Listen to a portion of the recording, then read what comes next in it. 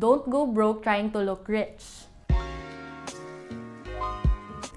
Hi everyone, this is Charm again from Ready to Adult Philippines, a channel about personal finance, entrepreneurship, and adulting how-tos. In my previous video, I talked about how we could get good with money.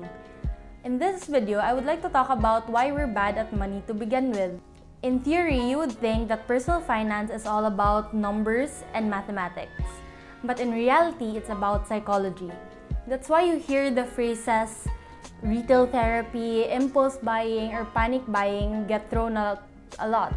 Money management is as much as an emotional game as it is a mathematical one. But before we get into that, let me tell you my story.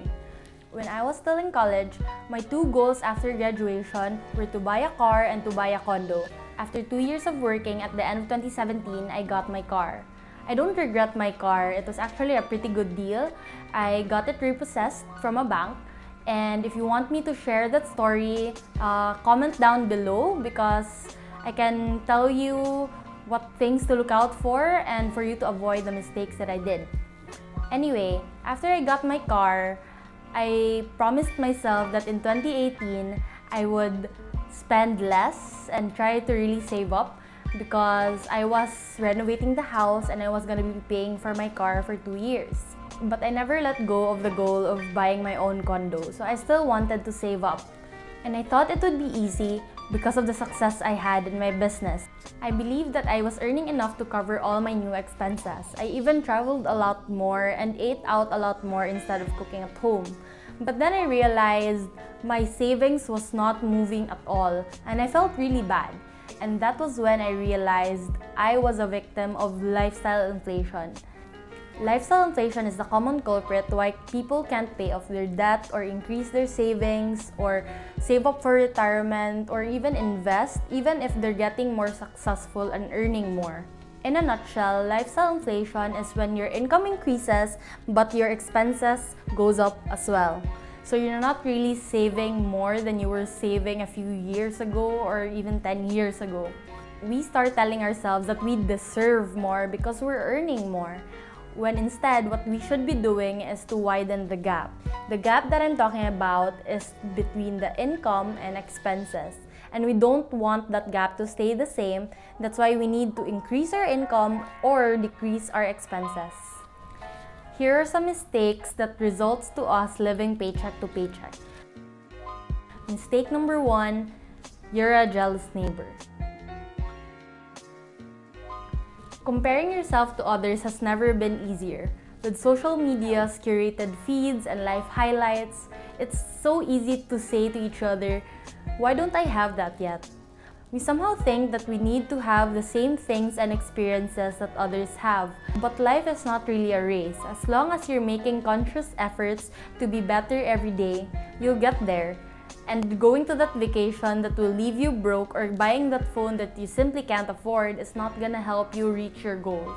Mistake number 2 is we make it easier to spend. We tempt ourselves by downloading all these shopping apps, subscribing to mailing lists, and saving your shipping and credit card details so it's easy to check out. Now all these are great tools to make it more convenient for you to buy the things you need. And if you're disciplined, but you're also making it easier to spend your own money. And if you can't trust yourself yet, then it's better to delete and unsubscribe. But subscribe to this channel. See what I did there? Mistake number 3 is that we crave instant gratification. Earning money is hard. Believe me, I know. It's a struggle. And sometimes you want to see the fruits of our labors just to know that our struggles aren't pointless. And instead of rewarding our future self by investing or setting up a retirement fund or an emergency fund, we decide to eat out a lot. Or we have coffee and milk tea every day because of how instant and immediate it is instead of delaying gratification. And number 4, we want to look the part. We're earning more, we know we're a little bit more successful than we were before, but how would other people know if we don't show them? We start to buy things not because we really need them in our lives, but because of what it says to other people about our capacity to spend. But we really don't need to spend a lot to look good. Instead of falling victim to these 4 mistakes, we can focus on how we can improve. And first is to focus on the bigger picture. Visualize your future and write down your long-term goals. Having long-term goals will give you a sense of direction with regards to managing your finances. If you have a purchase that doesn't only misalign with your long-term goals, but it will make it suffer, then maybe it's a purchase not worth making. The second is to have a concrete savings plan in place. This is a point that I was stressing in my last video because passive saving is not really as effective. You can force yourself to save weekly or monthly. Right now, I'm doing a 52-week challenge, and if you're not familiar with that, that means that with the 52 weeks in a year, I force myself to put money every week. So I started with 100 pesos and 200, 300, 400, 500. So it's incremental, but you can also choose to put, say, 1,000 peso every week or every 2 weeks if it's not a 52-week challenge. Number 3 is to practice mindfulness with every purchase. Always practice mindfulness when you're buying something because you don't want to impulse buy. No matter how big or how small it might be, take a pause.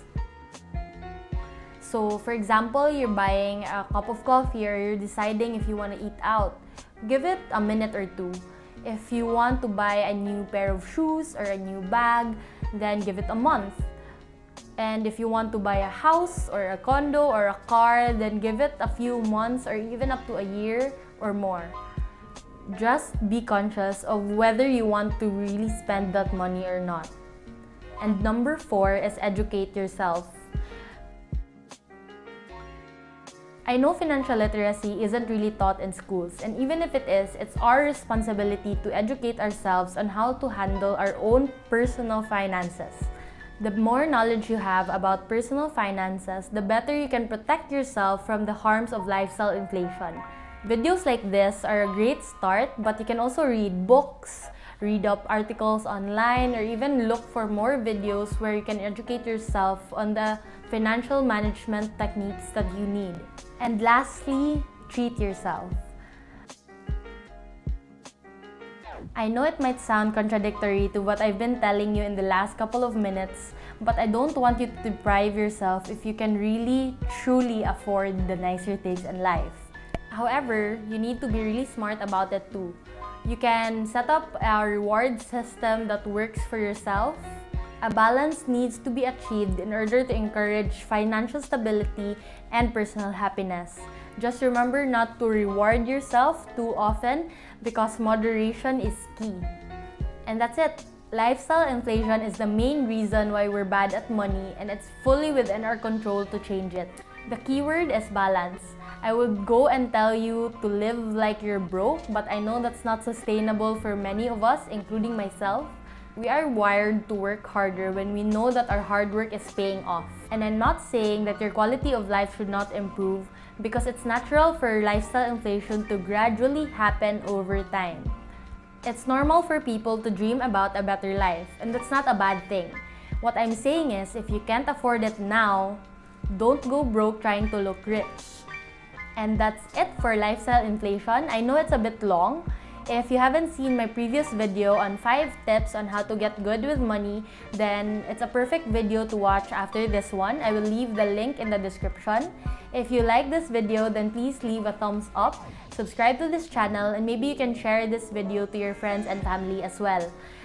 And I will see you next time. This has been Charm for Ready to Adult Philippines. And by the